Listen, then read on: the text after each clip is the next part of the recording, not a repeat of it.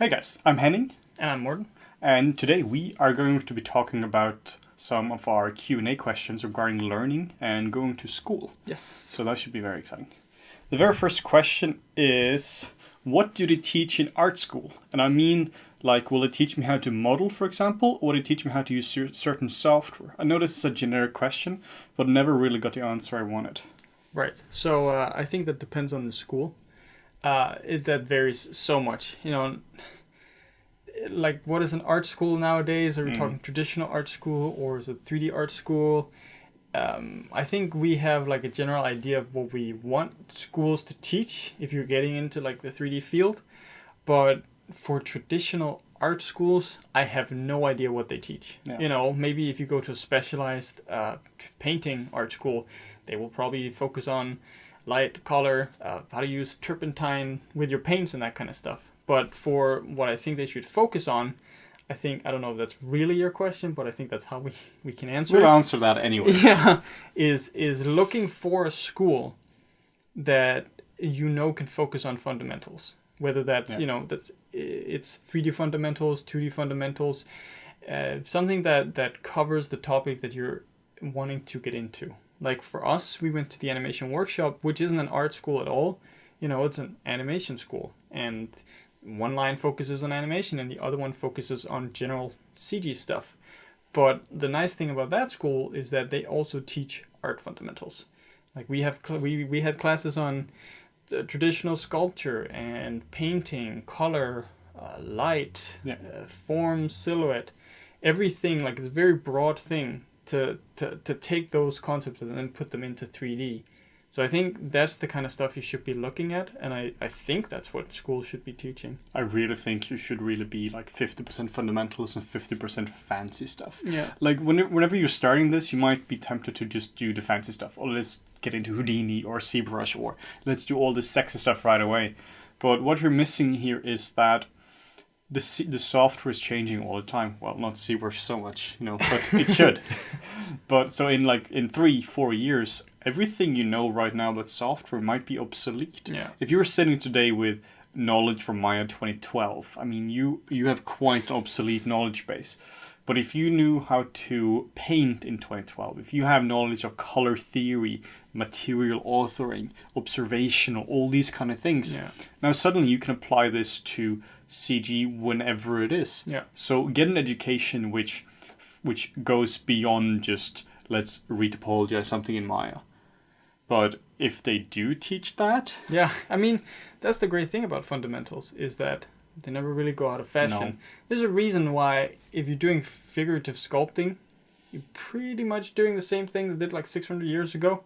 Yeah. It hasn't really advanced that different much. medium, but different, same principles. I mean, we've talked about that as well. Like, if artists of that time were alive today, they would probably be using ZBrush as well. Yeah. I mean, of course, someone's always going to stick to something traditional like Marvel or something because people are crazy and amazing at what they do. But art fundamentals, I think, is the key to success. And it doesn't mean that you necessarily have to master some parts of art fundamentals. Like, you have to be aware of it and then like try to apply some of those concepts. So I think that's what a school should teach you. We can't give you like a rundown of what does an art school teach you. No, I would be very hesitant to go to one which doesn't go into fundamentals. Yeah. All right, next question. Next question. Also from the same guy, Myth the Artist. And I guess as a continuation, and for you to get into over-the-top art schools like CalArts, do you need to have knowledge of the field you're getting into, or is starting as a complete beginner totally fine? So... we don't know CalArts that well. We know all the myths about it, and that's where Pixar started and all that. We've had some teachers from there. Yeah, exactly. But if the school you're applying for doesn't have any kind of requirements, you need to get the hell out of there and get a refund and just find somewhere else. Because you need to be surrounded by people who are of a really high skill level. And having an entry-level test is one of the best ways to make sure that you have a high skill level in the school. Yeah. We've seen this so much, particularly here in the UK, where they have tests But that might be like a math test or something, and it's something completely irrelevant.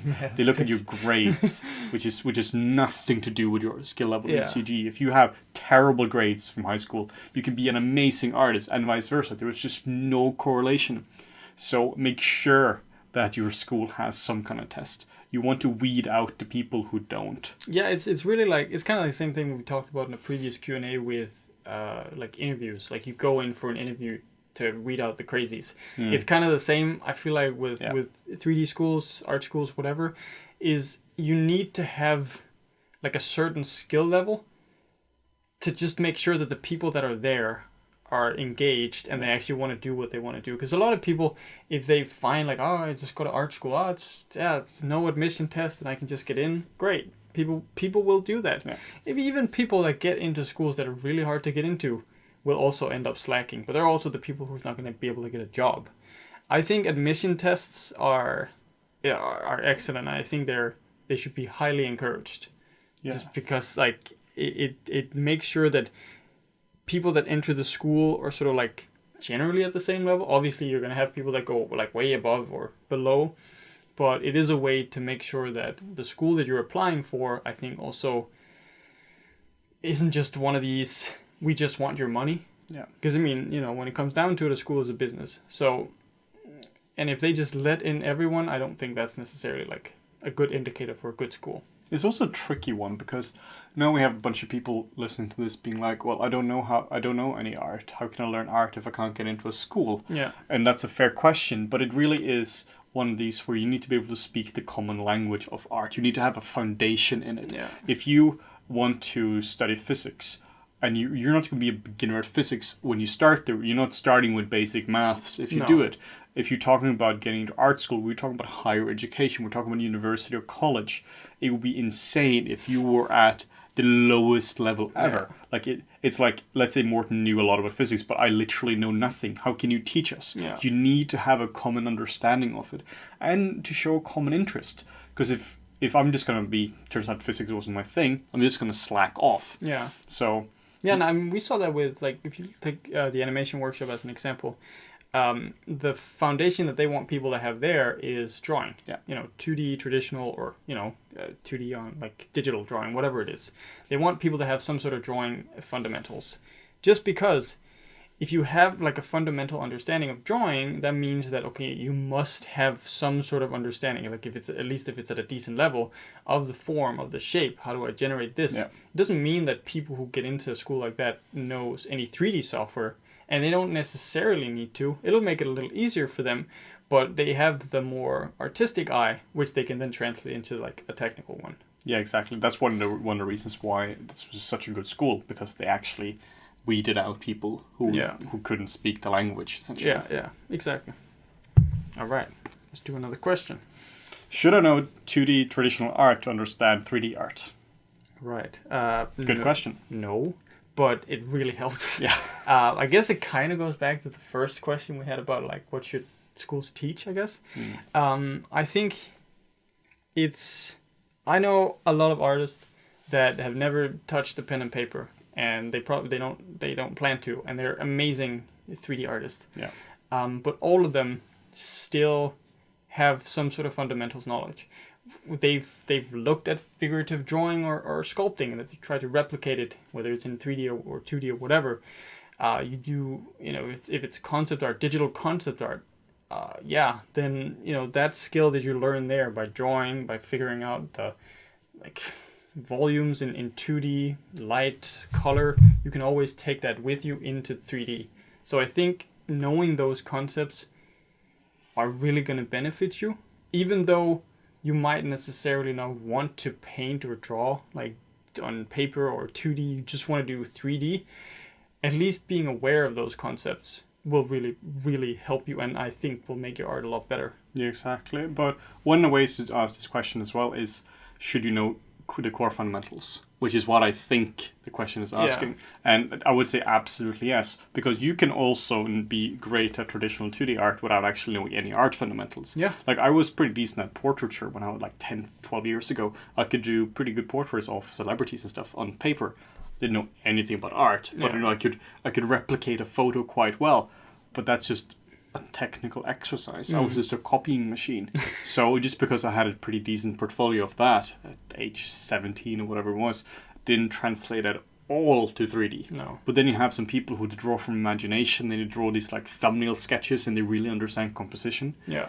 But you can learn that from photography as well. Yeah. You could really learn a lot from just understanding core fundamentals. Yeah. But 2D art by itself, no, you don't have to. No. But understand the fundamentals. Yeah, and I think like as to the question like the 2D traditional art, I mean, if you're thinking about painting with oils or sculpting in clay, it's not that like these aren't necessary at all. But like if let's say you want to do concept art painting, right, in Photoshop, you being aware of how to use your oils isn't necessarily going to help you. No. It might give you like some inspiration of how to do things, but what you do get when you're like, if you're an oil painter, you will have studied how light and color works, how to mix colors, how to get, certain things out of certain colors. So there's definitely something to it. But that's not to say that you have to go in and do oil painting. You can study the techniques of how oil painters are doing it, and like the theories behind it, and then apply that to digital or 3D art. Yeah, when we were in school, we had some color classes with traditional paint. And in one way, that was incredibly useful and also incredibly frustrating because I couldn't paint anything because I didn't know how to use the medium. But I also learned more about color theory that week than I ever learned before. Yeah. Just because I was mixing color. It was like, try to make blue. And like, you have these two colors. And you had to mix them and you had to understand how to really get there. And I got like a way more fundamental understanding of how color worked, which I'm still using in 3D today. Yeah. Just based on that week of just having paint all over my hands. I think I specifically remember one of the exercises that our teacher Lawrence gave us there was there's different. I think he called it like warm and cool colors, right? So you had cool blue and cool yellow, and then try to mix this green. But this green was actually like a warm green, so you could never get to this warm green by mixing two cool colors together. You would need a warm blue and a warm yellow to get to the warm green. And that's like, okay, I'd never thought about that. Like, mind blown. Trick exercise. It was a trick exercise, but then that makes you start to realize, okay, so how do I actually get to the result that I want? Obviously, if you're using Photoshop, you just change your hue a little bit and you're good. Your color. But I think those are the kind of exercises that kind of stick with you and also make you think more about the medium. So, all right, last question for today. As this is Guarav Bagul ask, as a beginner, people go from tutorial to tutorial. At what point can people start applying their vision and creativity, and how? This is a question I really hadn't thought about for a long time, but I totally relate to this. When I started out with 3D, I think it was like 12 years ago now, 13 years ago, I just kept watching tutorials. I watched every tutorial I could get my hands on. And that was really nice because you learn a lot from it. Yeah. You learn all the hotkeys and you look on the approach for it. But it was too much book smart and not enough street smart. Yeah. What you have to do if you're interested in this, you have to start producing art. Yeah. You have to get your hands dirty, get into ZBrush and just start sculpting. You do Houdini and click on things and just start screwing up and making mistakes. And you just have to do it as soon as possible. I would say almost from day one you should do this. Yeah, obviously there's like some basic stuff, like if you're doing 3D or whatever, okay, I don't know how to open Maya and where to model. All right, cover that and then get to it. For me, it was something we talked about where it's like, for language learning for me with Japanese, it's like, okay, I want to start reading at some point. Well, I don't know how to read Japanese, but I'll start reading Japanese once I know how to read Japanese. No, you just got to start reading Japanese in order to start it. It's the same thing with this. Just watching tutorials is not going to be able to give you the skills to become an artist. You need to actually start producing in order to be able to produce. Yeah. I think the example one person gave for like the Japanese stuff was like, I want to learn how to swim when I know how to swim. Yeah. But you actually have to get in the pool and like try. It's the same thing with 3D or 2D. Like you have to actually, open Photoshop, try to paint. Yeah, it's going to look like trash in the beginning. Same thing with 3D. You're just going to take some spheres and like put them on top of each other and hit render. But you have to actually start producing in order to be able to produce. Yeah, this was how they started with 3D at the animation workshop. I kind of came from a background of being self-taught, so I just watched all the tutorials, and I was used to doing that for a long time. Yeah. But then we started seeing people who are classmates there who they'd never touched 3D beforehand, and they watched like a few hours of this is how stuff works, and then it was just now make something, make a portrait, make something. Yeah. It didn't look great, but the point wasn't to make it look great. The point was to do something. Yeah. Get started with working in 3D as soon as possible. You really don't have to do a lot, to know a lot in order to get started. If you want to, if you just start with Maya, you can make a cube. Now take the cube, put it into different places, make a little environment, Yeah. make some sci-fi thing. You don't know what rendering is like. Doesn't matter. You just take a screenshot. You know, just Yeah. like it really doesn't matter in the beginning. Just start with something and then build upon it afterwards. It's the same thing with Photoshop. If you want to get started with painting, then just look at like a picture. Try to paint the picture. Exactly. It's not going to look like the picture in the beginning. Your colors are going to be like way off, but at least you're getting down and dirty. I had that with sketching as well. Like one of the ways I wanted to become better at sketching. So for 6 months, I think every day for 6 months, I went out in the street for like an hour or two, and I just sat down at a bench and I sketched people, pigeons, buildings, whatever came by. And from that, my sketching really improved. Yeah. But you have to actually do the work. It sounds really obvious when you say it, that you have to do it in order to become better at it.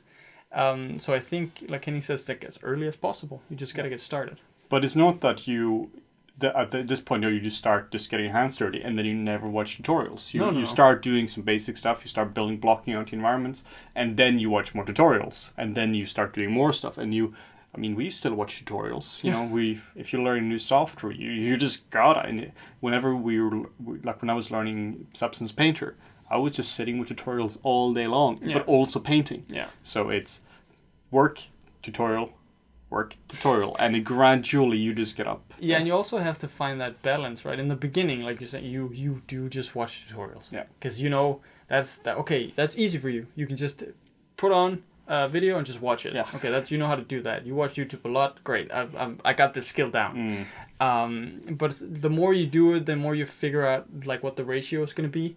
I don't know, maybe in the beginning you want to do 75% tutorials for a little bit, then 25, then quickly have it like 50-50, and then more and more you want to switch over to more practical work and less tutorials, and then supplement with tutorials when there's something you don't know how to do, basically. If you've been doing 3D for more than a month and you're watching more tutorials and doing work, like you need to shift that balance. You need to just get into it.